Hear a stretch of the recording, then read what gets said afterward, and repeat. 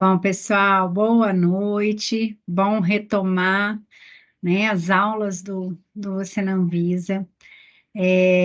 A gente deu uma pausa porque foi muito difícil encontrar agenda, principalmente do pessoal da Anvisa. Tem muita gente que queria estar aqui com a gente. Eles estão em inspeção fora o tempo inteiro. Eu tentei o pessoal da inspeção, com dificuldades, né, de atender a nossa agenda. É por isso que a gente precisa de tanta gente lá na agência, né, porque tá pesado para quem está lá, é muita agenda, né, para os servidores. E aí eu fiquei pensando, o que que é que eu posso colaborar, né, dentro dos temas do edital, que eu pudesse trazer também, além, né, dos nossos outros dois convidados. A gente tem ainda aula com a secretária da CEMED, né, que é servidora da Anvisa, que é a Daniela Marreco. Então, nós vamos ter aula de regulação econômica com ela. Pessoal, cuidado com seus microfones e câmeras, hein? E também a gente vai ter aula com o professor Guilherme, que vai falar sobre tecnologia farmacêutica, né? Sobre estabilidade, o que também está no edital. Então, pensando nisso, eu falei, eu acho que eu tenho como contribuir de alguma forma com o olhar para uma parte do edital. Eu vou compartilhar aqui com vocês os slides, como vocês sabem, depois esses slides vão para o grupo, né? E vão também para o link que fica lá na minha bio para o pessoal que vai ver depois, né, a aula gravada, então vai ficar lá na bio também. Eu vou compartilhar aqui com vocês. E esse item do edital é um item que fala especificamente de políticas setoriais de saúde, e ele tem um olhar específico, inclusive, para uma lei, né, que é a Lei 14.313, vou trazer aqui para vocês, que vai passando, né, permeando por esses. Ops, eu compartilhei eu mesma ou alguém compartilhou? Eu acho que é, tem alguém compartilhando, pessoal, por favor. Aí, obrigada, por eu poder conseguir compartilhar aqui. Então, o que que acontece? A ideia é que a gente fale, então, desse ponto do edital, né, políticas setoriais de saúde. Como a gente sempre faz, né, hoje eu não vou conseguir ver as perguntas e comentários aqui, porque eu vou estar falando, enquanto eu estiver falando, mas depois, como sempre, a gente vai abrir para fazer discussão, tá? Então, eu vou começar aqui falando deste item do edital que fala políticas de medicamentos. Se puder alguém admitir para mim, eu agradeço. Vocês estão vendo a apresentação? Sim. Sim, obrigada. E aí, esse item, ele tem, né, políticas de medicamentos, políticas de assistência farmacêutica, ciência e tecnologia, ou seja, é muita coisa, né, dentro de um item específico. E aí eu tentei trazer coisas que fizessem sentido para o edital Anvisa, né, dentro disso tudo aqui. Então, eu vou passar pela política de medicamentos, pela política de assistência farmacêutica, porque muito do que eu poderia falar aqui já está naquela aula que eu dei, a primeira que eu correlacionei SUS com a Anvisa. Tem algum microfone aberto, pessoal? E aí, isso é muito interessante que a gente coloque, né? Por quê? Porque a gente já falou da ligação do SUS, da regulação, do porquê que a Anvisa foi criada, né? O que que faz sentido a Anvisa dentro do Sistema Único de Saúde. Então, tudo isso já está lá na aula. Quem não assistiu, é só voltar lá no material, né, que está disponível no YouTube para assistir essa parte da aula. Por isso é que eu vou partir de um ponto adiante. Tá? Então, eu não vou entrar de novo em tudo que a gente falou sobre regulação, sobre a criação da Anvisa, sobre SUS, mas eu vou tentar fazer um apanhado aqui para resgatar também alguns elementos, beleza? Então, a gente vai seguir principalmente aqui em política de ciência e tecnologia em saúde, porque neste ponto do edital, eles trazem aqui no ponto 4 a Conitec e uma lei em específico, que é uma lei muito recente, que é a lei 14.313 de 2022. Então, eu vou fazer todo o arrazoado ali da política de medicamentos até a Conitec, o Complexo Industrial da Saúde, mas eu vou tentar explicar o porquê dessa 14.313, porque pode vir pegadinha aí, beleza? Bom, então vamos lá. Então, sobre políticas públicas, né? A gente já falou sobre isso, mas vamos lá de novo para lembrar o que é uma política pública. A política pública, ela vem para corrigir caminhos, que os caminhos das pessoas num país, elas não são assim, né? Lineares, elas são, pelo contrário, cheios de meandros, né? Cheias de curvas, de dificuldades e tudo mais. Então, as políticas públicas, elas têm que vir para fazer diferença na vida das pessoas, para trazer o que as leis colocam. Então, o direito, por exemplo, à saúde tem que ser o direito a medicamentos, por exemplo, a produtos para a saúde, que sejam produtos seguros, eficazes. Hoje mesmo vai sair no meu Instagram um vídeo que eu estou falando sobre repelentes, né? E isso pode ser um tema, viu, para a prova, porque, né, está em alta, nós estamos falando de dengue, e a Anvisa soltou uma nota. Eu posso colocar no grupo depois para vocês. A nota explica que repelente para uso na pele são repelentes registrados como cosméticos. Então, qualquer outro repelente que seja sugerido, né, que não esteja registrado na Anvisa, não se pode garantir a segurança e a eficácia, né? E a Anvisa também coloca sobre os repelentes que são de uso no ambiente. Então, é interessante a gente olhar também para isso. Quando a gente fala de política pública, por exemplo, quando eu estou falando de um movimento para combater a dengue, existem sites, e isso chegou para mim aqui sem eu mexer no meu Instagram, apareceu para mim, por exemplo, talvez porque eu tenho filhas, adesivos que seriam capazes de repelir o mosquito com citronela. E a Anvisa diz claramente na nota dela, citronela a gente não tem comprovação científica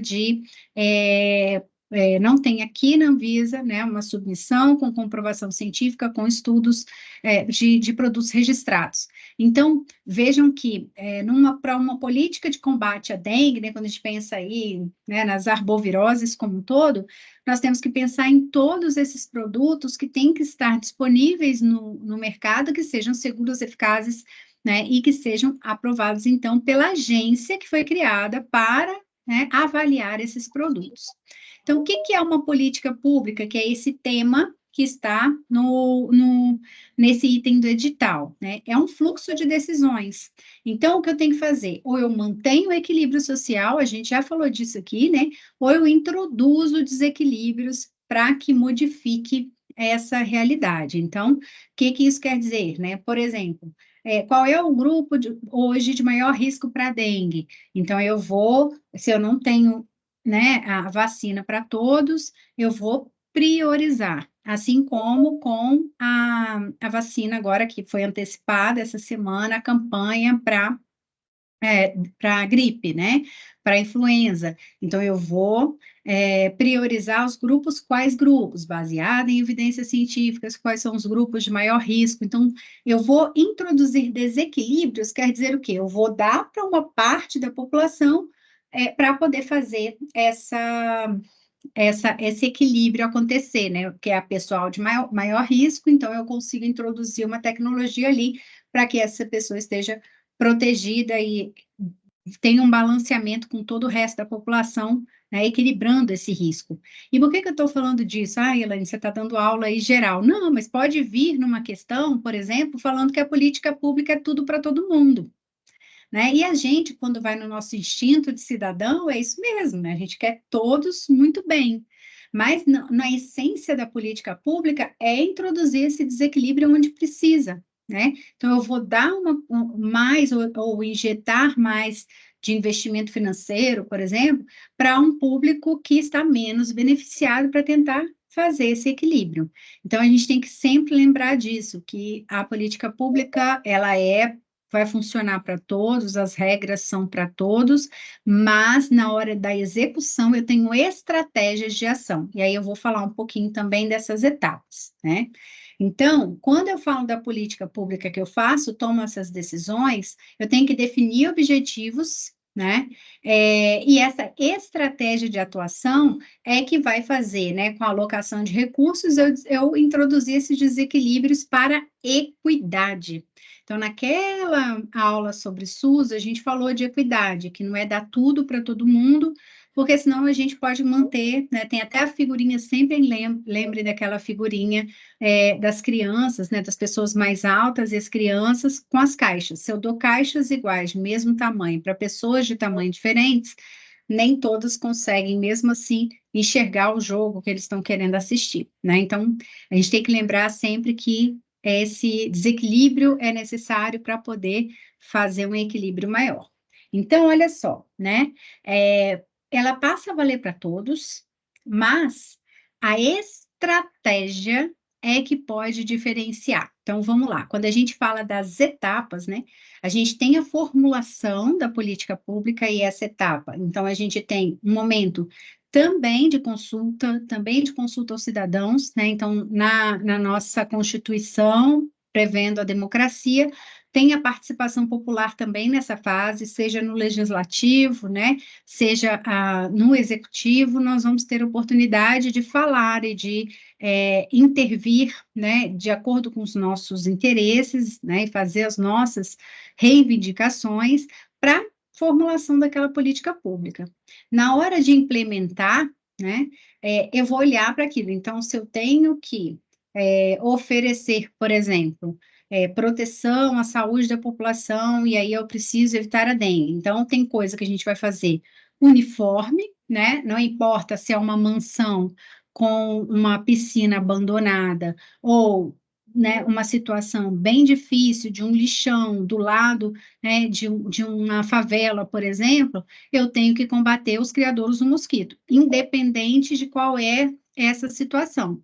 Diferente de qual é o risco, né, que eu tenho de, por exemplo, é lógico, aí, nesse caso, né, a gente pode, por exemplo, qual é a população que está mais vulnerável? Lógico que a gente vai fazer toda essa introdução. Mas, se nós vamos para alguma coisa, gente? Minha filha aqui. E aí, mas se a gente está falando, por exemplo, das vacinas, eu não tenho tudo para todo mundo, seria interessante nesse momento, eu posso fazer essa introdução para os grupos de maior risco. Então, aí vem a implementação. E como é que eu vou saber se essa implementação desta forma está dando certo? Por meio da avaliação. Então, outra etapa é manter a avaliação sempre para ver se está dando certo. Então, vou dar um exemplo, assim, de coisas que vão mudando, né? Que foi uma coisa que foi muito pedida pela população, que é a Anvisa acelerasse a etapa de avaliação de registro. E aí, quando ela foi avaliar, assim como em outros países, né? Quais são os medicamentos, então, que seria mais interessante, porque não dá para priorizar tudo, né? Então, o que seria prioritário? Então, normalmente, doenças raras, doenças graves, que não têm muitas alternativas terapêuticas. Então, você, na hora de implementar, né? Então, olha, precisa priorizar, né, precisa acelerar. Para quem eu vou fazer isso? Então, na hora de implementar, eu olho, olha, a estratégia de implementação é para essa população e de acordo com evidências científicas. Então, a política pública, a tomada de decisão, ela tem que ser também baseada em evidências científicas. Qual seria esse público que vai melhor se beneficiar? Estou falando disso para poder a gente raciocinar, né? Eu entendo que é mais fácil a gente raciocinar para a prova do que a gente decorar, né? Porque não dá para decorar tudo. E aí, no Sistema Único de Saúde, fala que o artigo 196, né, é a saúde de direito de todos e dever do Estado, só que é garantido mediante políticas sociais e econômicas. De novo, né, é olhar para como é que eu vou desenhar essas políticas, como que eu vou alocar meus recursos, e aí visando redução de risco de doença, dos agravos, e aí quando a gente fala de redução de risco de doença e de agravo, vem a Anvisa forte, né?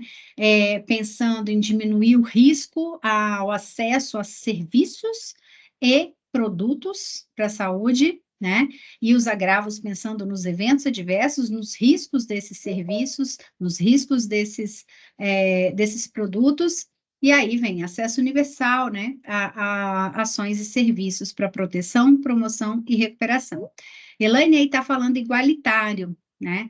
Aí é o que a gente fala, todo mundo vai ter acesso à saúde, só que quando eu vejo uma população mais vulnerável que a outra, quer dizer que essa que é menos vulnerável, ela não precisa de tantas ações como a que está mais vulnerável.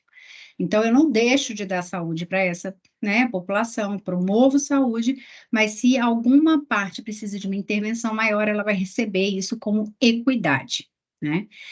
E aí, para a gente falar da política de assistência farmacêutica, a política de medicamentos que estão, né, citados nesse item do edital, a gente tem que falar de regionalização, né? Então, o SUS, ele é regionalizado. Então, nós temos recursos assistenciais distribuídos pelo território. O que que isso quer dizer? Que, assim como na Anvisa, né, vocês já devem ter estudado, porque a gente está há poucos dias na prova, né? O Sistema Nacional de Vigilância Sanitária, também é tripartite, né? Também tem a sua distribuição por risco, inclusive, das ações que cada um é responsável, né? As vigilâncias, a central, né? A federal Anvisa, e aí estadual e municipal. Né? Da mesma forma acontece com as políticas todas do SUS, nós estamos falando do Sistema Único de Saúde, que assim funciona também. E a assistência farmacêutica, na sua política, também é baseada nisso. Então, na complexidade dos sistemas de saúde, assim como a saúde como um todo. Além disso, trabalha aí a hierarquização, que é isso, né? Quem pode registrar medicamento no país? Uma vigilância local, uma vigilância estadual, municipal, pode registrar um medicamento? Não pode, né? E é isso que a hierarquização traz. Existem algumas coisas, e aí são ditas em leis, decretos, portarias e tudo mais, que podem, né, que tem a função de cada ente desse sistema, que é o Sistema Único de Saúde, o Sistema Nacional de Vigilância Sanitária. Da mesma forma, a assistência farmacêutica funciona, e a gente vai falar um pouquinho sobre ela. A rede de atenção à saúde, né, ela é um arranjo, né, dessas organizações. E a gente parte, por exemplo, né, de ter desde o pronto-socorro, né, a UBS, a Unidade Básica de Saúde, as UPAs, até um hospital terciário que vai fazer transplante, que é referenciado e tudo mais. Né? Então, são as cadeias que a gente fala, né, que o nosso país sempre foi muito hospitalocêntrico, ainda é em muitas regiões, mas isso vem sendo trabalhado há muito tempo, né, com a rede de atenção primária, dentro da rede de atenção à saúde. Estou falando disso para a gente chegar na assistência farmacêutica, como eu falei para vocês, né, que está no edital. E o que é a integralidade do cuidado? Né? A integralidade do cuidado é um conjunto articulado de ações, que aí eu vou desde a prevenção, né, até o cuidado, e em todos os níveis do sistema. Então, se a pessoa, ela começa com, sei lá, hipertensão arterial, e ela evolui para uma insuficiência cardíaca, depois, em algum momento, ela... Pessoal, tem algum microfone aberto, por favor. E aí, em algum momento, ele precisa evoluir, por exemplo, para um transplante de coração, né? Estou aqui tentando. Ele vai ter, em tese, esse cuidado todo ao longo de todo o nosso sistema de saúde. Por que que eu falo em tese? Porque a gente sabe que a dificuldade é enorme de acesso ainda, né? Mas é isso que está posto na lei e é o que vai vir como discussão dentro de uma prova. Então, a gente tem os níveis, né? Onde no nível 1 a gente pensa em atender 80% das pessoas, né? E aí a gente está falando ali do autocuidado apoiado, eu tenho os programas de saúde da família e tudo mais. Depois, as condições, né, um pouco mais complexas, vêm as especialidades, e aí a gestão de casa, né? Quando a gente tem as questões altamente complexas. E isso faz diferença, né? Quando a gente fala da hierarquização da política de assistência farmacêutica. Então, nós temos a atenção primária, né? que nós já falamos, postos de saúde, UPAs, as redes de serviços, né, quando a gente vai para os centros de referência, os ambulatórios especializados, hospitais de atenção secundária, né, e depois os hospitais altamente especializados, certo? Então, nessa hierarquização, nós também vamos ter acesso a tecnologias diferentes. Para a Anvisa, não vai fazer diferença, por exemplo, se o produto entra ali, ele é da atenção primária, da atenção secundária, ou da atenção terciária. A diferença, na verdade, para a Anvisa vai ser em relação a ser uma doença rara, né, ser um medicamento para doença grave, aquelas que estão elencadas na RDC, certo? Mas a gente está entrando em assistência farmacêutica, que é uma das políticas que eles colocam naquele item, né? A política de assistência farmacêutica. Para falar disso, a gente precisa falar da política nacional de medicamentos. Vocês veem que lá no edital eles nem colocaram todas as portarias, todas as leis e tudo mais, é muito mais para a gente entender, né? E a gente falou disso na aula de SUS, né? Quando a gente fala que a política nacional de medicamentos fala de acesso, né? E fala de ter medicamentos essenciais para a população. Então, a política de assistência farmacêutica, ela veio muito junto com a Anvisa, assim, o fortalecimento dela, né? Muito junto à criação da Anvisa. A política, ela vem da resolução do Conselho Nacional de Saúde, lá em 2004, e também para o uso racional daquilo que a Anvisa aprovava, né? Então, é um conjunto de ações voltadas para promoção, proteção e recuperação da saúde, tendo medicamento como insumo essencial, visando o seu acesso e o uso racional. Então, é quando a gente começa a ter dentro do Ministério da Saúde uma área de assistência farmacêutica, olhando não só para ter o produto comprado ou uma lista de padronização, mas também todo o uso, o cuidado farmacêutico e tudo mais. E aí envolve desde a pesquisa, então quem já teve acesso àquele documento da assistência farmacêutica em pediatria, né? A gente discutiu muito, assim, eu falo a gente porque eu estive nesse grupo que fez essa discussão, de toda a dificuldade que a gente tinha da pesquisa mesmo, clínica com crianças, né? O desenvolvimento de produtos, voltados para a criança, o olhar mesmo da própria Anvisa, no registro, enfim. Então, todo esse processo, e aí, olha só, na assistência farmacêutica, quem lembra aí das aulas de assistência farmacêutica, a gente está falando de um conjunto de etapas, né, é um processo, então, quando a gente fala de processo, a gente fala de várias etapas, e nessas etapas, a gente está falando desde a pesquisa, a produção, né, então, nós não estamos falando do farmacêutico centrado, tá? Porque na assistência farmacêutica estão vários profissionais de saúde, minimamente quem prescreve, quem administra, né, e quem dispensa, né? Então, nós estamos falando aí enfermagem, medicina, farmácia, mas também todos os outros profissionais que estão nesse meio. Então, a gente está falando da indústria, né? Tudo isso está dentro da assistência. E dentro da assistência farmacêutica existe uma área que vai fazer essa garantia da qualidade dos produtos e serviços. Quem é que faz a garantia da qualidade dos produtos e serviços que vão para o mercado? A Anvisa, né? Então, de alguma forma, a Anvisa está inserida aqui, porque ela, antes de comercializar, né, tem que estar ali o produto aprovado pela agência.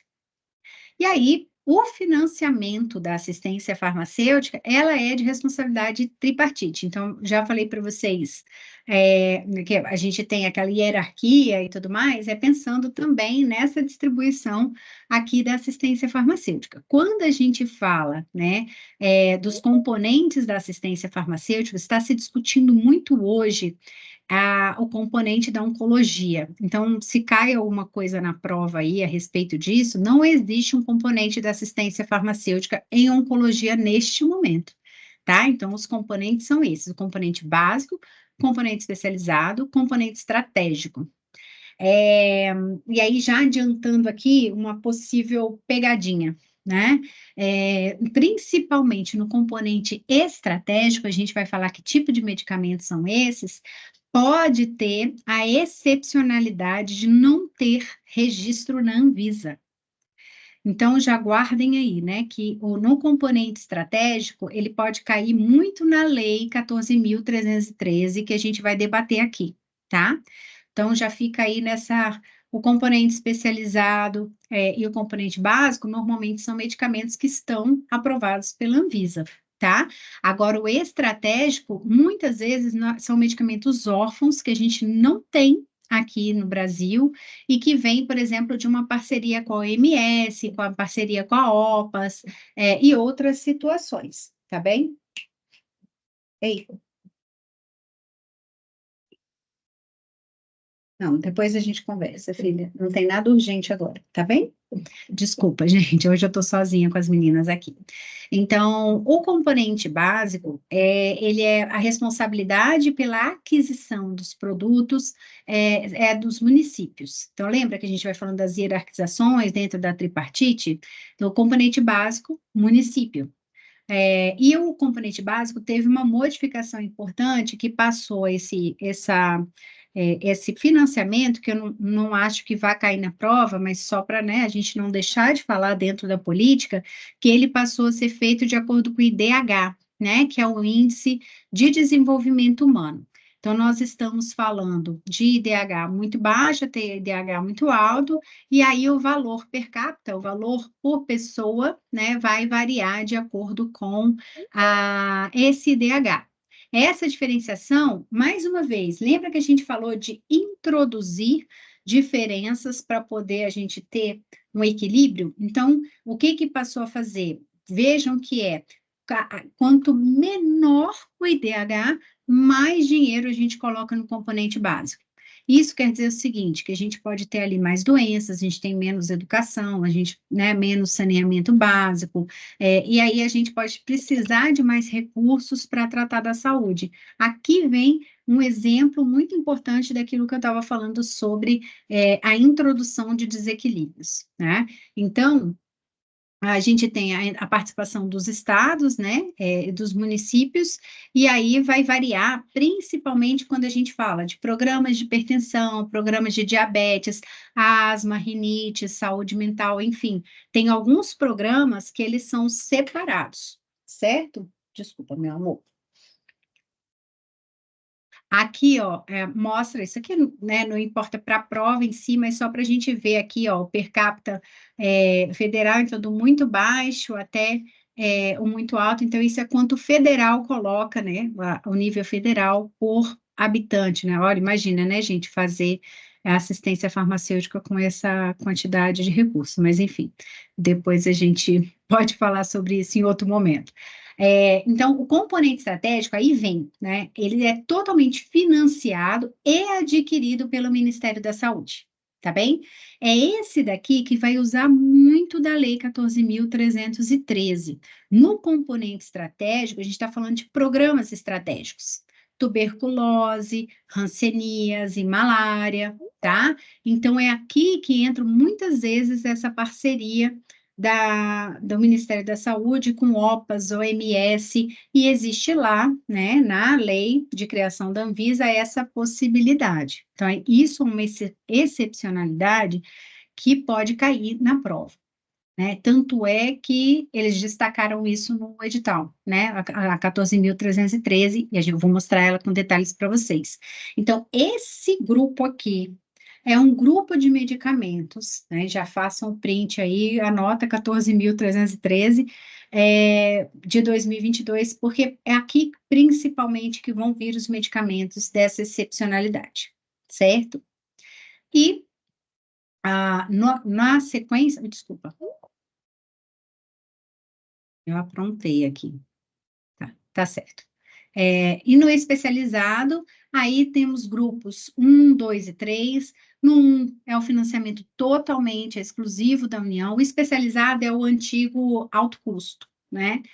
Continua de alto custo, mas mudou a nomenclatura, né? É um componente especializado, pensando naquela hierarquia de complexidade, né? De atendimento. A responsabilidade existe no grupo 2, as secretarias, Distrito Federal, então o financiamento, aquisição e programação é deles, e no grupo 3, municípios, né? As secretarias e municípios para aquisição dessa dispensação, e aí muitos poucos medicamentos entram nessa apresentação. Então, olha só, né? Nós temos 115 fármacos, né, aqui no grupo 1, e aí vai mudando esse tipo a cada tipo de grupo. Então, independente do grupo, o fornecimento dos medicamentos, ele vem segundo o PCDT. O que é PCDT? Isso é a política para uso racional, protocolo clínico e diretriz terapêutica. Então, hoje, a Conitec é responsável, a gente vai falar de Conitec, né, é responsável por definir esses PCDTs, como esses produtos serão utilizados, tá? Então, o uso racional vem daí, porque você define quais vão ser os grupos que podem receber esse medicamento, define como ele pode receber esse medicamento, dentro de quais critérios. Tudo baseado em evidência científica. Então, como eu falei, grupo 1 é de responsabilidade exclusiva da União, e aí tem a aquisição centralizada, 1A, e tem a aquisição pelo Estado, 1B. Então, quando a Política Nacional de Medicamentos, lá em 98, traz que deve garantir a necessária segurança, eficácia e qualidade dos medicamentos, nós estamos falando de Anvisa, até chegar ao mercado. Chegou no mercado, nós temos que ter uma assistência farmacêutica adequada para manter as condições de temperatura, né, as condições de armazenamento adequadas, para que o produto continue seguro, eficaz e de qualidade até chegar à população, certo? A promoção do uso racional, então tem que ter um método de acesso, tem que ter, por exemplo, a lista de medicamentos essenciais, a gente vem para a Relação Nacional de Medicamentos Essenciais, que aí pode ter uma pegadinha também, vamos lá. Com essa discussão, né, da Política Nacional de Medicamentos, então se fortaleceu muito ter a RENAME, que é a Relação Nacional de Medicamentos Essenciais. Só que, a partir da criação da Conitec, no decreto, fizeram uma alteração no texto que fez toda a diferença para a RENAME. A RENAME era a Relação Nacional de Medicamentos Essenciais, que a OMS, por exemplo, publica, né? E que aí você tem como norte o que a OMS coloca, mas você vai fazer uma para o seu país, que seriam aqueles medicamentos minimamente necessários para atender aquela população, e vai considerar as diferentes situações epidemiológicas ao longo do país. Entretanto, aqui no Brasil, houve uma alteração de texto, né, que falou que são os medicamentos que são incorporados pela Conitec, tá? Então, são aqueles que são financiados pelo SUS. Então, a gente não tem mais uma relação de medicamentos geral, né? Que a gente olha para aquilo ali, inclusive mira nela, né? Fala, olha, esse daqui não estão na nossa padronização. Mas não, agora é tudo que está aprovado pela Conitec. Então, a gente tem essa diferenciação aqui no Brasil, tá? É importante ficar de olho nisso. E aí a gente sabe, né, que ao longo do tempo, a Anvisa foi ficando de olho no que vinha para o mercado, fazendo o monitoramento e olhando, né, tem microfone aberto, pessoal, olhando para esse cuidado, né, de ter o medicamento seguro, eficaz, de qualidade. Essa reportagem é uma reportagem antiga, né, da revista, porque a Anvisa chegou chegando, né, e aí muitos medicamentos foram retirados do mercado ou sofreram alterações muito rapidamente com a entrada da Anvisa, pensar aqui em quase uma década, mas foi necessário, né, que a Anvisa tomasse corpo para conseguir fazer esse tipo de avaliação, esse tipo de alteração, certo? E isso vai fazer toda a diferença, porque a gente vai discutir aqui em Conitec. Então, quando a gente chega lá no ponto do edital, que fala assim, olha, a gente vai falar de assistência farmacêutica, e aí, Conitec. Qual que é a relação da assistência farmacêutica com a Conitec? A assistência farmacêutica tem uma lista de medicamentos a serem adquiridos, certo? E antes a gente não tinha uma comissão que fizesse isso claramente, com prazos e tudo mais. A gente tinha uma comissão que chamava CITEC, antes da criação da Conitec. Quando a gente fala de criação de Conitec, Comissão Nacional de Incorporação de Tecnologias, ela não vem sozinha. A Conitec é uma estratégia de uma política. E é por isso que tem um ponto lá do edital que fala assim: política de gestão de tecnologias e Conitec. Vocês veem que não são pontos diferentes, né, no edital. Por quê? Porque a política, que é essa portaria de 2009, né, que traz a portaria 2690, ela traz a Política Nacional de Gestão de Tecnologias. Nessa política, se fala claramente que precisa ter uma avaliação das tecnologias antes de entrar no SUS, ou seja, antes da gestão de assistência farmacêutica comprar. E que essa avaliação, para entrar nesse rol do SUS, para entrar nessa lista do SUS, para entrar na Rename, precisa ter evidências científicas comprovadas. Então, precisava fazer uma articulação entre as universidades, entre o setor, né, para que essa avaliação fosse feita para a Política Nacional de Gestão de Tecnologias. Então, o que que a gestão de tecnologias é para essa política? É um conjunto de atividades gestoras com processos de avaliação, incorporação, difusão, gerenciamento da utilização e retirada de tecnologias do sistema.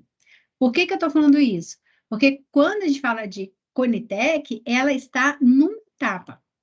Ela está no processo de incorporação e de avaliação das tecnologias, né?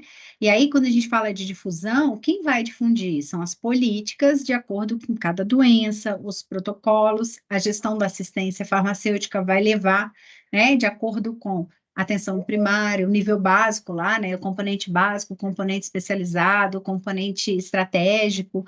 Então, a utilização, o gerenciamento da utilização é todo da assistência farmacêutica, então vocês veem que nós não estamos falando só de Conitec aqui, né? Estamos falando de uma avaliação desse processo, a gestão mesmo dessas tecnologias que vão estar. E aí, esse processo tem referenciais nas necessidades de saúde, e aí vem toda uma avaliação epidemiológica, porque é que a Conitec, para eu incorporar um produto, a Conitec me pede toda a análise da doença, porque eu tenho que olhar o quanto essa doença é importante no meu país, né? O quanto faz diferença para o sistema de saúde. As responsabilidades, né, o orçamento, por isso que vocês vão ver que a Conitec exige uma avaliação econômica, e aí normalmente uma avaliação de custo-efetividade, mas pode ter outros tipos de avaliação econômica, e ela também vai pedir um impacto orçamentário para 5 anos. Né? Então, quanto é que vai custar eu comprar esse medicamento nos próximos 5 anos? E a responsabilidade dos 3 níveis de governo.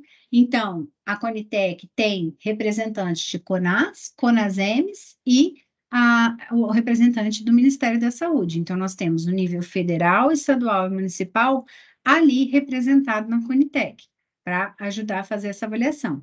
O controle social. Quando a gente fala de Conitec, por exemplo, né, tem que ter a participação social, tem que ter a etapa de consulta pública, porque está posto que deve ter na gestão de tecnologias o controle social, além dos princípios que a gente falou, equidade, universalidade, integralidade, que são do SUS, né? Então, é aquela história de eu preciso introduzir aqui uma diferença para poder conseguir trazer saúde para esses grupos da população. Então, falando de Conitec, nós temos a etapa de CITEC, né? A gente tinha antes uma comissão de incorporação de tecnologias. Elaine, mas se tinha antes, por que que precisou da Conitec? Porque a CITEC não tinha prazos, né? Por exemplo, era uma comissão muito bem intencionada, que avaliava, baseada em evidências científicas, mas que não tinha essas regras, por exemplo, de prazos. Então, quando eu cheguei aqui, eu vim para Brasília justamente para, né, auxiliar a Clarice na montagem da Conitec, e aí, quando a gente chegou, por exemplo, tinha tecnologia que tinha 5 anos que tinha solicitado a incorporação. Quando a gente fala, por exemplo, de um equipamento, é muito volátil, assim, né?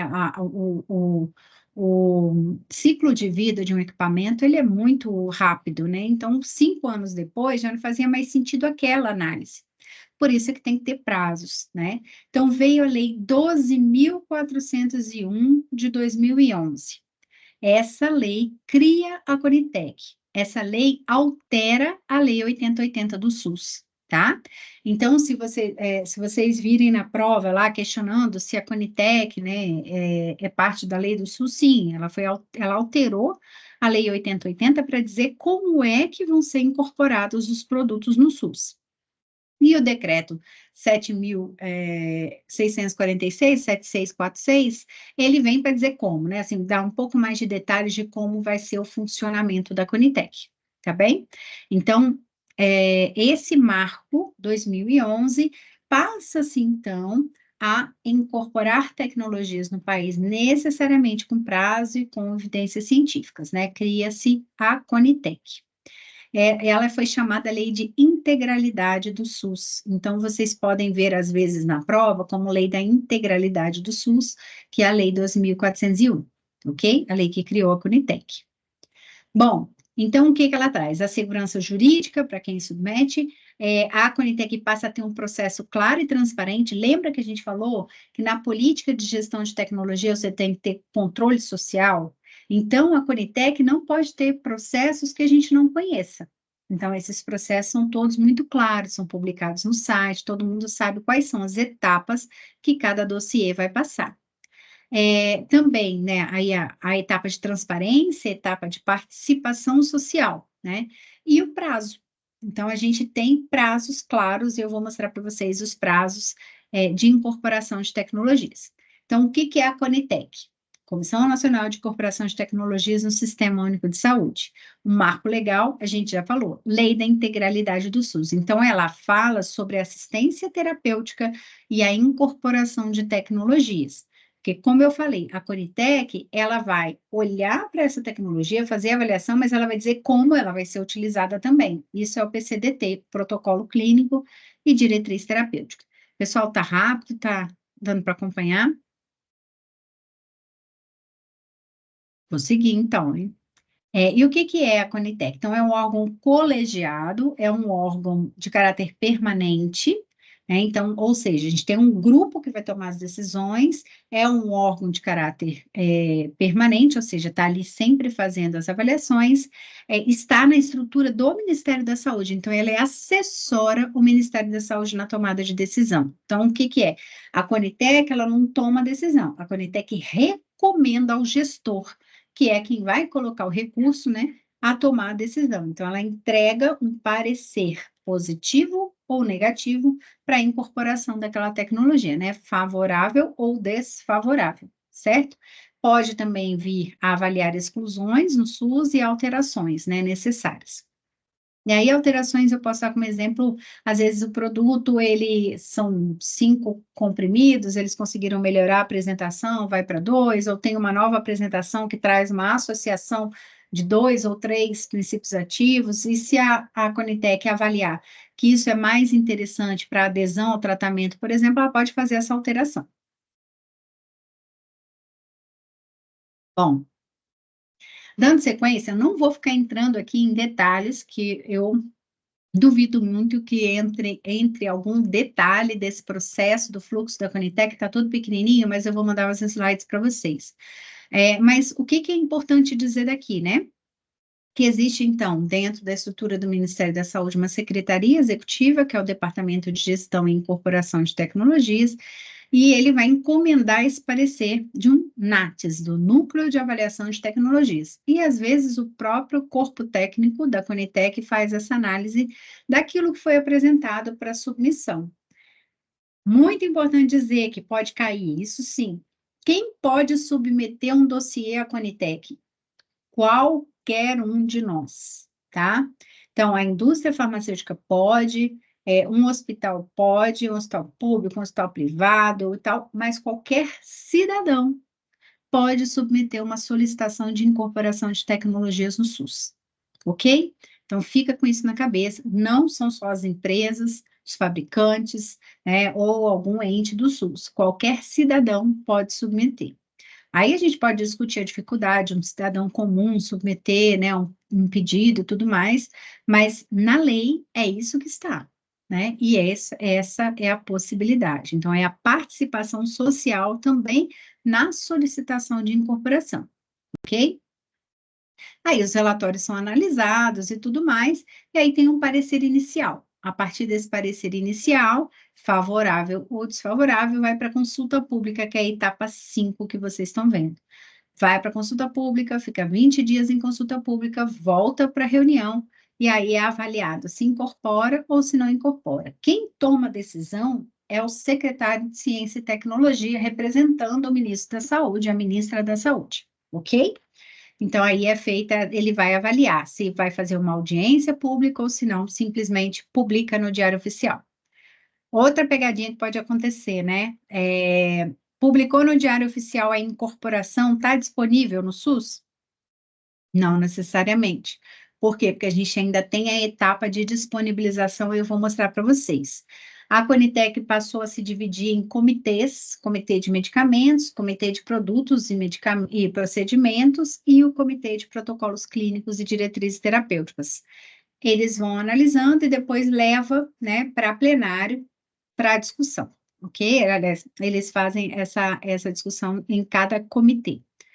Bom, na tomada de decisão, né? O que precisa ter? Então, vamos lá, relembrando a política de gestão de tecnologias, nós estamos falando de a etapa clínica, segurança, eficácia, efetividade, a etapa econômica, os custos, custo-efetividade, custo-utilidade, vai depender muito de qual é a tecnologia, da situação, para poder você definir qual é o tipo de análise econômica que vai ser utilizada. A parte do paciente, qual é o impacto social para o paciente, né? A adesão ao tratamento, a conveniência, por exemplo, poxa, a gente tem 2 medicamentos que são injetáveis, a gente vai avaliar agora um oral, vale a pena, não vale a pena, né? Eu já passei por isso como técnica lá na Conitec, e o oral, infelizmente, introduzia muitos eventos adversos. Então, né, a gente tinha que pesar esse tipo de situação para o paciente, obviamente, né? A organizacional, então, eu vou precisar de logística, cadeias de frios, eu não vou precisar, por exemplo, de centros de infusão espalhados pelo SUS para esse medicamento, será que eu tenho essa condição? Então, tudo isso é analisado para a tomada de decisão de incorporação. Então, a partir da solicitação de incorporação, a gente tem o dia 0, começa a contar um prazo, e esse prazo vai contabilizar a análise de tudo isso que a gente falou, né? Evidências científicas, a parte econômica. Esse prazo é muito importante ficar em mente. Então, o prazo que se tem dentro da 12.401 é de 180 dias, prorrogáveis por mais 90. É importante dizer, Anvisa compõe a Conitec, tá? A Anvisa é um voto na Conitec, ok? Então, nós temos 180 dias prorrogáveis por mais 90, nós temos até 270 dias para esse processo acontecer. E dentro desse processo, existem 20 dias que são de consulta pública, podendo reduzir para 10. E depois, aí vem a pegadinha, né? Você vê ali, lê Diário Oficial, portaria de incorporação. Mas não está disponível no SUS, normalmente nesse momento. Ainda tem toda a etapa de discussão tripartite, lembra lá da gestão da assistência farmacêutica, do financiamento? Então, aí vem a discussão toda de disponibilização em 180 dias. Então, existe esse período para disponibilizar no SUS por legislação, ok? Normalmente, acaba até ultrapassando esse prazo, ok? Mas a gente pode entrar nisso depois. O que está em lei é isso aqui. Ah, incorporou, está disponível? Existe um período para disponibilização. Não necessariamente está disponível imediatamente a partir da portaria de incorporação, ok? E aí a disponibilização, ela vai necessariamente precisar da assistência farmacêutica, da discussão com a assistência farmacêutica, né? E aí vamos falar um pouquinho dessa relação com a Anvisa, né? Então, a gente tem a etapa da Anvisa aqui em pesquisa, né? Registro, que a gente já viu, né? Aqui nas aulas e outras, vocês estão estudando isso também. Nós temos ainda a CEMED, e aí a gente vai ter, né, a secretária da CEMED, a Dani Marreco, aqui com a gente, e essa etapa é uma etapa que vai fazer muita influência na incorporação por conta do preço, né, gente? Se tem avaliação econômica, avaliação de impacto orçamentário, a gente está falando também que a CEMED tem uma influência muito importante. CEMED e a Anvisa, a gente vai ver na aula, né, com a Dani, mas a CEMED, a Anvisa é a Secretaria Executiva da CEMED, né, mas a CEMED é composta por alguns ministérios, né? Incluindo o Ministério da Fazenda, né, o Ministério da Saúde. E aí a Conitec vai olhar para a incorporação de tecnologias. Tecnologias aprovadas pela Anvisa, mas existem excepcionalidades. Vamos lá.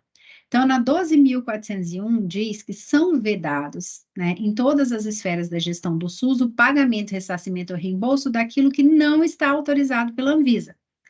Ainda diz que a dispensação, o pagamento e ressarcimento, né, está vedado para medicamentos que estão sem registro na Anvisa, mas existe uma exceção, e são essas exceções que costumam cair em prova, né? Então, a exceção é justamente a lei que foi destacada lá no edital, que é a 14.313. Então, essa lei, ela vem dar essa exceção, e aí eu vou mostrar detalhes para vocês, dizendo que, não, olha, a gente só vai incorporar produto autorizado pela Anvisa, mas a Conitec tem essa prerrogativa de, baseada em evidências científicas, autorizar o uso off-label de alguns produtos. Além disso, existem algumas parcerias com OPAS, OMS, para trazer medicamentos órfãos, por exemplo, medicamentos que não estão registrados aqui no país. Eu vou dar alguns exemplos para vocês entenderem. Então, em relação aos que não estão, né, medicamentos órfãos, tem muita relação com aquele componente estratégico que eu falei para vocês da assistência farmacêutica. Então, vocês veem que a Conitec, ela segue o que a Anvisa faz, né? A Anvisa está compondo a Conitec, então a Anvisa também tem voto na Conitec, certo? E o decreto 7646 traz o seguinte, né? Ó, cada comitê da Conitec será composto, ele foi alterado, né, pelo decreto 11.161 de 2022, falando que a Anvisa compõe a Conitec. E a Conitec, então, agora pode dizer o seguinte, ela pode tanto solicitar registro, né, mas principalmente ela pode fazer o uso off-label para o Sistema Único de Saúde. Isso é um imbróglio que foi resolvido com essa lei, né? Porque por muito tempo com essa discussão, especialmente em relação a esses produtos, eu trouxe aqui como exemplo, né? Que a Anvisa autorizou e depois desautorizou o uso do medicamento para DMRI, né? Para degeneração macular. E então, ó, tá vendo? Antes dessa 14.313, a Anvisa precisava autorizar a Conitec a usar, tá bem? Mas aí, essa autorização aí da Anvisa, ela teve duração de 3 anos e aí não foi renovada. E aí começou toda a discussão de que a Conitec também precisava ter alguma autonomia baseada em evidências científicas para fazer uso off-label. Por que eu estou falando isso? Porque em algumas situações de medicamentos são questões comerciais, que as empresas, né, cada uma define, e aí acaba que as evidências científicas são claras, mas não tem o registro aqui no país, ou não tem o registro porque a empresa não quis registrar, não era interessante para ela, ou por acordos comerciais ela não registrou, e aí, então, teria essa prerrogativa para a Conitec pedir, né? Então, aqui, ó, o exemplo que eu estou colocando, então, que não houve a prorrogação do prazo, né, daquela RDC de 111. Então, só para vocês verem que existia uma necessidade de que a Anvisa aprovasse o uso off-label pela Conitec. Agora não. Agora a gente tem aí, ó, aí está a lei que foi destacada no edital, que é a lei 14.313, ela altera a lei 8080, né, a lei do SUS, para dizer, então, o pessoal tem algum microfone aberto. Obrigada. E aí ela diz o seguinte, então, que ela dispõe sobre os processos de incorporação de tecnologias e sobre a utilização pelo SUS de medicamentos cuja indicação seja distinta daquela aprovada por registro na Anvisa. Então, ela vem falar o seguinte: o produto tem registro na Anvisa, mas a gente pode fazer um uso off-label, de acordo com as evidências científicas. Só que aí fica claro na lei que devem ficar demonstradas as evidências científicas sobre eficácia, efetividade e segurança para esse uso, certo? E que deve ter um PCDT, um protocolo clínico e diretriz terapêutica, que diz como esse produto pode ser utilizado, ok? Mais um detalhe é que na lei vem aquele item que eu falei para vocês, que está lá no artigo, né, 8º da Lei 9782, que fala que também existem acordos multilaterais, né, com os organismos internacionais, especialmente OPAS e OMS, que podem ter produtos que não são registrados na Anvisa, são autorizados, ok? Para incorporação, para importação. E aí entram vacinas, entram esses medicamentos para doenças negligenciadas, tudo bem? Existe essa brecha que vocês já devem ter estudado sobre a 9782, ok?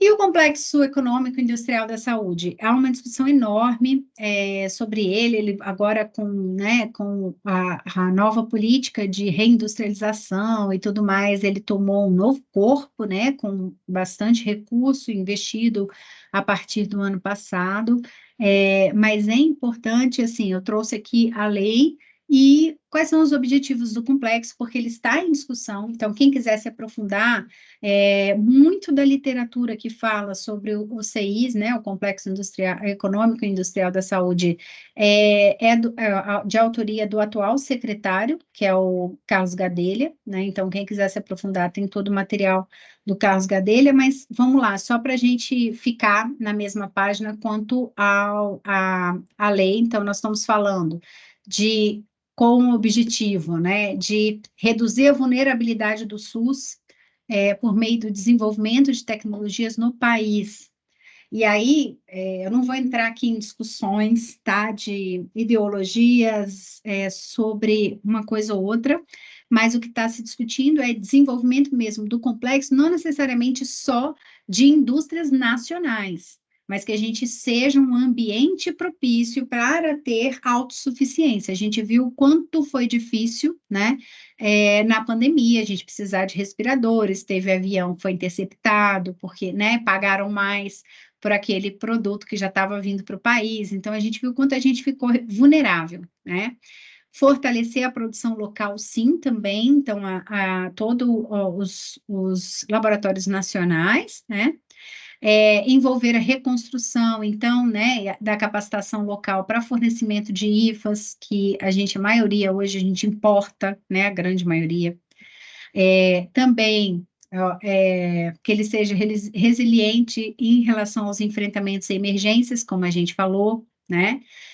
Articular essas políticas públicas, né, com o uso do poder de compra do Estado, o financiamento, a regulação, para que a gente possa ter o desenvolvimento do complexo. E aí, pode estar falando também, existem outras portarias derivadas, né, de toda essa discussão, que é, por exemplo, de PDP, né, que são as parcerias do desenvolvimento produtivo, a criar um ambiente institucional que favoreça investimento, inovação, né? A gente falando de trazer empregos diretos e indiretos para o país, impulsionar a pesquisa, o desenvolvimento, a inovação e a produção de tecnologias, promover a transição digital e ecológica, ampliar e modernizar a infraestrutura, né, do complexo industrial e apoiar iniciativas como a saúde global em outras cooperações internacionais, aqui falando de América Latina, África, né, enfim.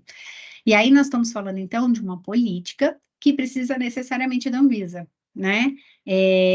Vai ser uma discussão, né, para boas práticas de fabricação, para aprovação de produtos. Então, talvez, dentro de toda essa política, pode ser que futuramente, tá, gente? Então, a gente está falando de coisas assim que vão vir ainda, isso é tudo muito novo. Então, para essa prova, não é o caso, né? Mas só falando como a Anvisa poderia colaborar, por exemplo, tendo priorização de análise daquilo que vai ser produzido aqui pelo complexo né, econômico e industrial aqui no país, pode ser, né? Então, fica aqui, que é o decreto 11.715, de 26 de setembro de 2023, para vocês verem, né? Que institui a Estratégia Nacional para o Desenvolvimento do Complexo Econômico Industrial da Saúde, certo? Então, só para a gente ficar, para a gente não deixar de tocar em todos os pontos, mas eu acho assim, não que eu acho difícil cair, porque está aí em voga, né? Nós estamos falando, mas não tem uma questão clara ainda posta para a Anvisa, tá? Então, assim, por ser né, um concurso da Anvisa, eu acho que a gente não vai ter, né, muita atenção aqui para isso. Esse era o recado, acho que eu tentei passar por todos esses pontos, né, dos editais. Eu vou olhar aqui o chat, como é que vocês colocaram, e o que que vocês têm a perguntar, fiquem à vontade, quem quiser abrir câmera, abrir o microfone, deixa eu olhar aqui no chat se tem perguntas. Alguém? Vocês já tinham estudado esses itens, como é que tá?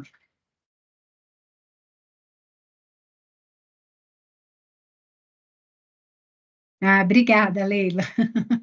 Ó, gente, a minha ideia foi trazer mesmo raciocínio, sabe? Porque na hora da prova, né, a gente, enfim. Mas se eles destacaram a 14.313, pode ser que venha essa pegadinha aí, né? A Anvisa só pode incorporar aquilo que está é, registrado na Anvisa, né? A Conitec só pode incorporar aquilo que está registrado na Anvisa.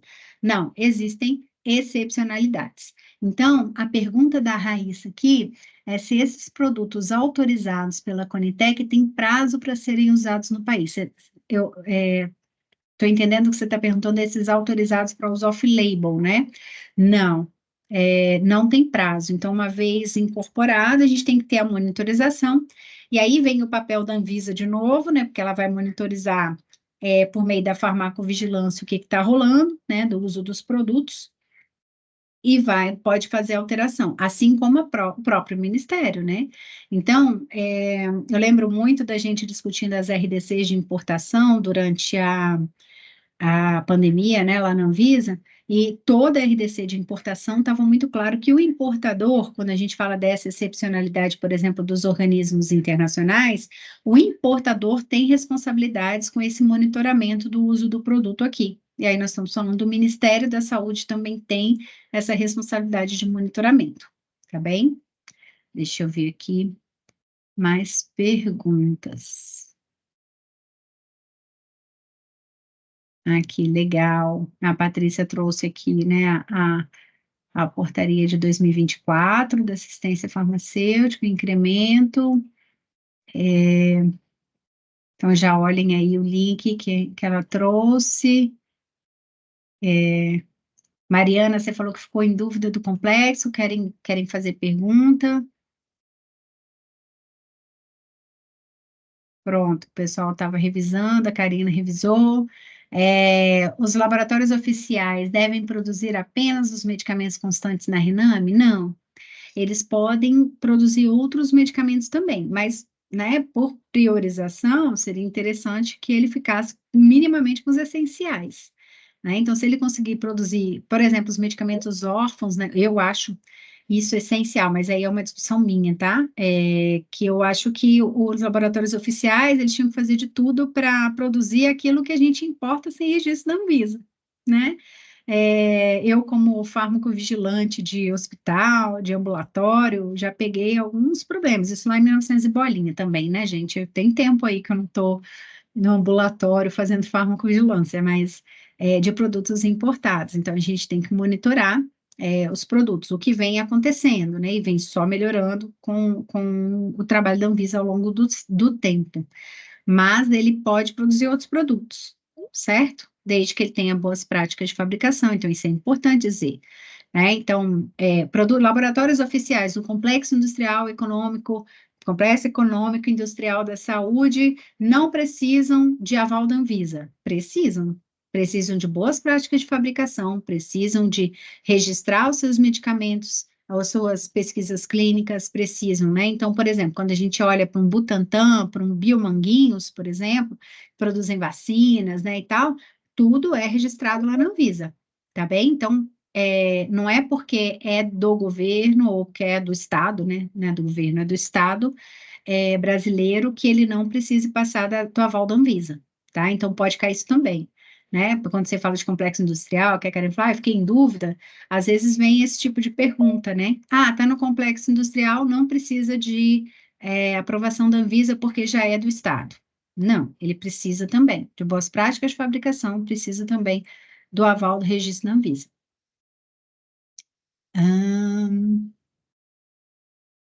Isso. Obrigada, Dayana, fazer o link, né, entre os tópicos do edital. A Thais fala, então, esses medicamentos especializados que podem ser incorporados na Conitec são aqueles normalmente que são atendidos pela judicialização? Normalmente, porque esses medicamentos de alto custo normalmente que são judicializados, né? Então, também na análise da Conitec, também é utilizada a avaliação da judicialização. Tanto é que agora, como ouvinte, né, e como participante sem voto, tem o CNJ, que é o Conselho Nacional de Justiça.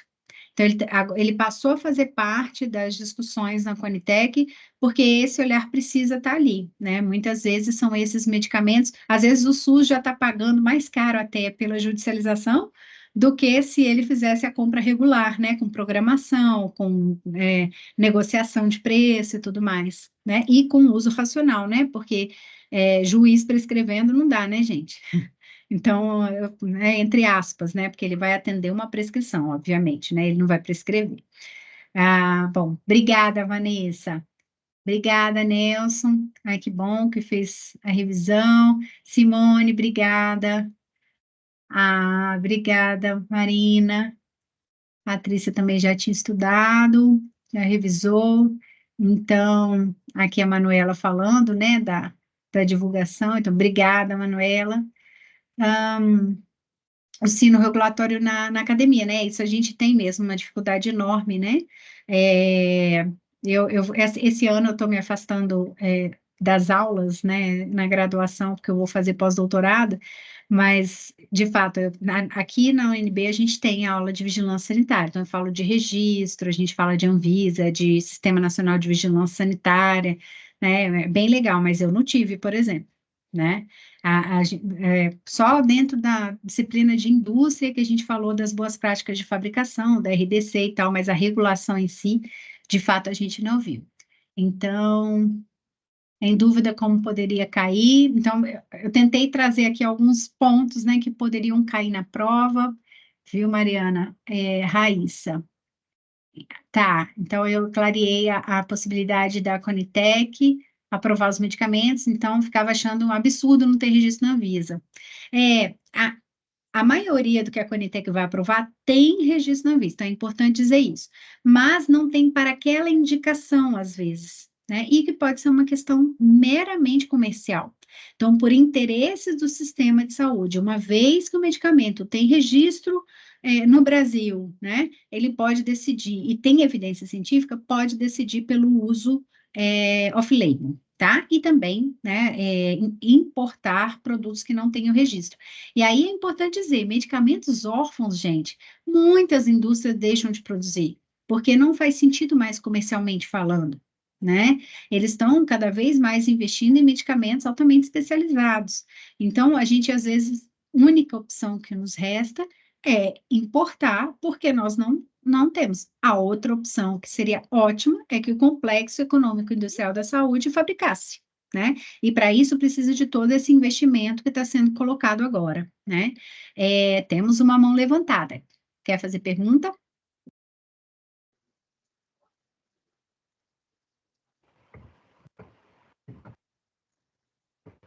Boa Não? noite, professora Oi, Elaine.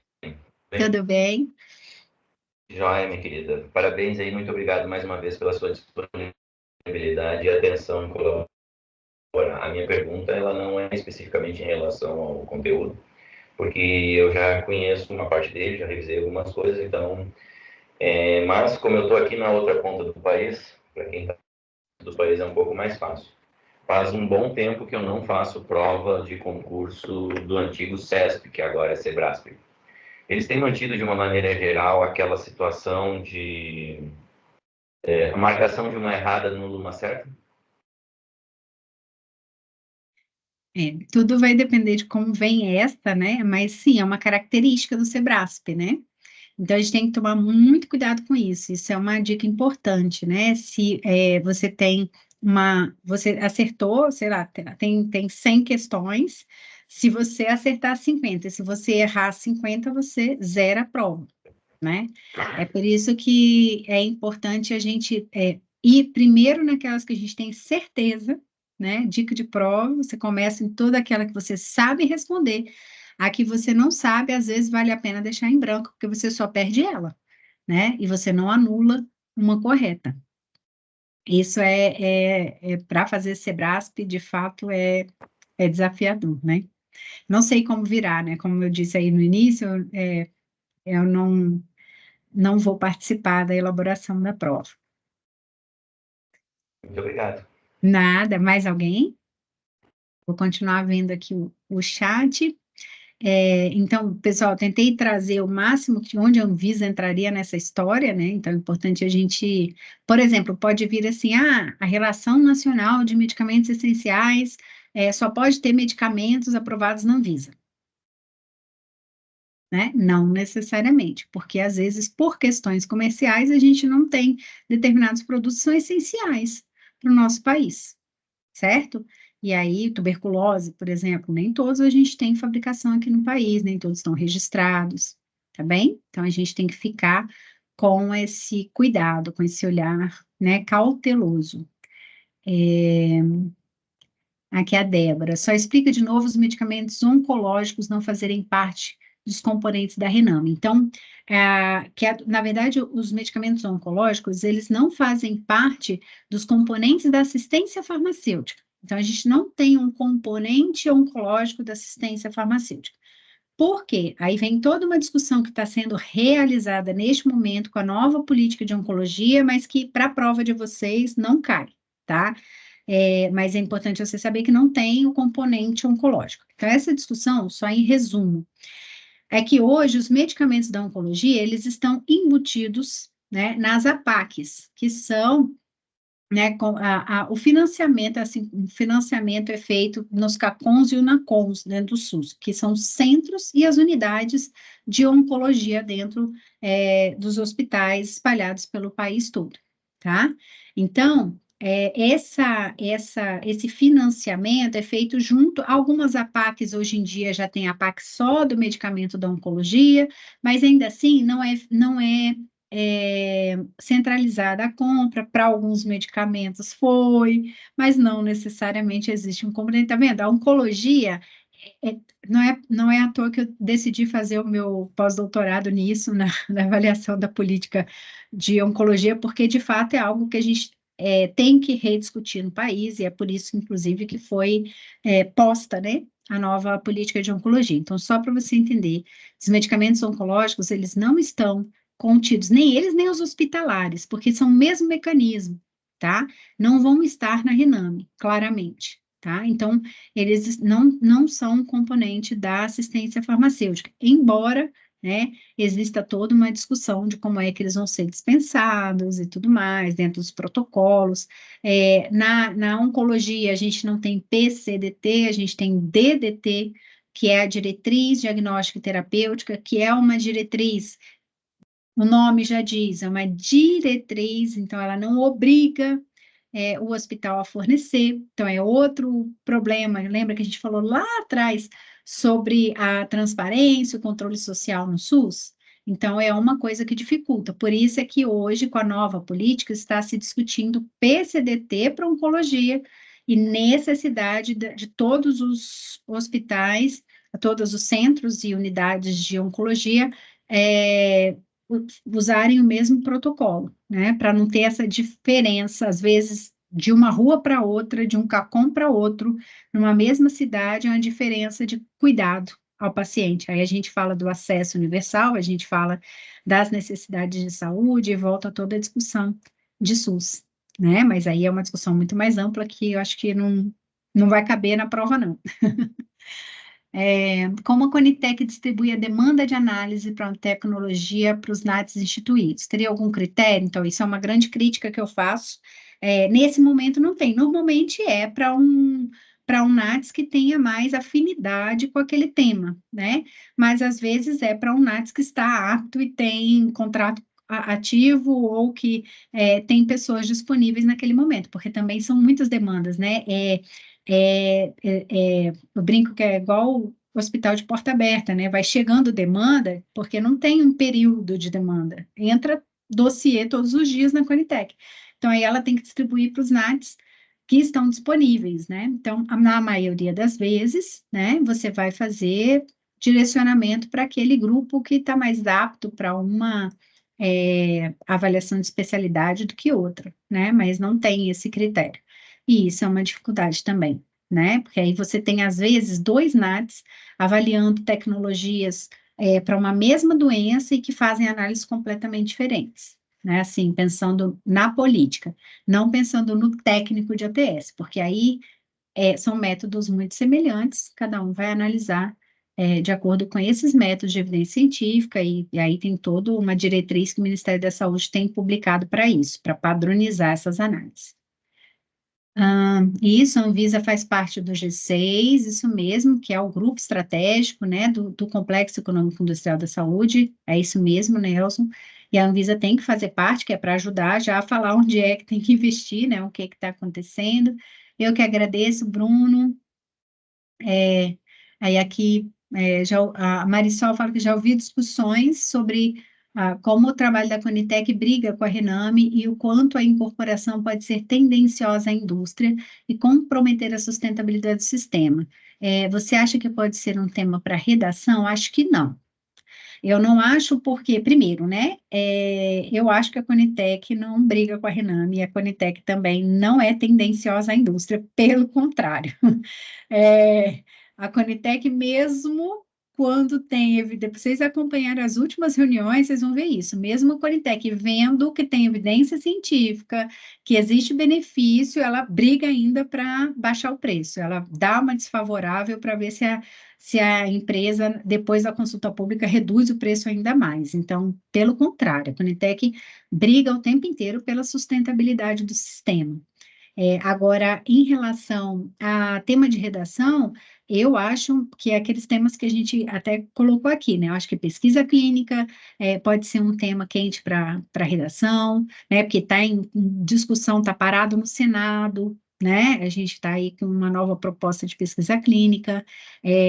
Também, outro tema que é aquele, né, das emergências de saúde pública, e que Gustavo trouxe aqui, então são temas que eu acho mais quentes para consulta do que para redação do que esse, porque aí foge um pouco do tema da Anvisa.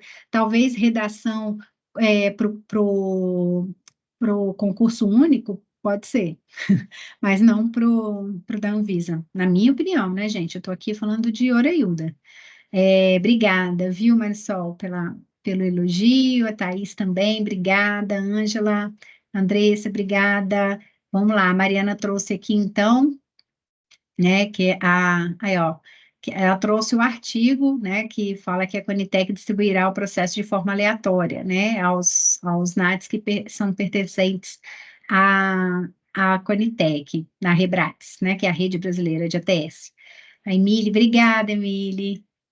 Então, vamos lá. Então, é isso aqui, ó. Já está no edital, ó, que uma errada anula uma certa, né? Então, é bom ir com uma estratégia traçada, e a estratégia é essa. Se você não tem certeza, se você tem muita dúvida, é melhor não marcar, né? Porque senão você pode anular uma que você já foi muito bem. Então, cuidado, né? É difícil fazer prova assim, né, gente? Então, a Patrícia colocou, hoje a Rename só conta com medicamentos financiados pelo SUS? É isso. Então, essa pode ser a pegadinha. Porque quando você vai no conceito de Rename que a OMS usa, são os medicamentos essenciais para uma população. né? Só que no Brasil, a Rename é aquilo que tem financiado pelo SUS, que estão lá nos componentes básico, estratégico, especializado, né? Que está lá nos componentes da assistência farmacêutica. Mais alguma pergunta? Algum comentário? Eu vou colocar a aula disponível amanhã para vocês, no máximo, talvez hoje ainda. E a gente tem aula, então, dia 6, minimamente, tá, gente? Eu tô correndo atrás de gente o tempo inteiro, todo dia, tá? Para ver se a gente consegue mais gente para dar aula aí até o dia 21.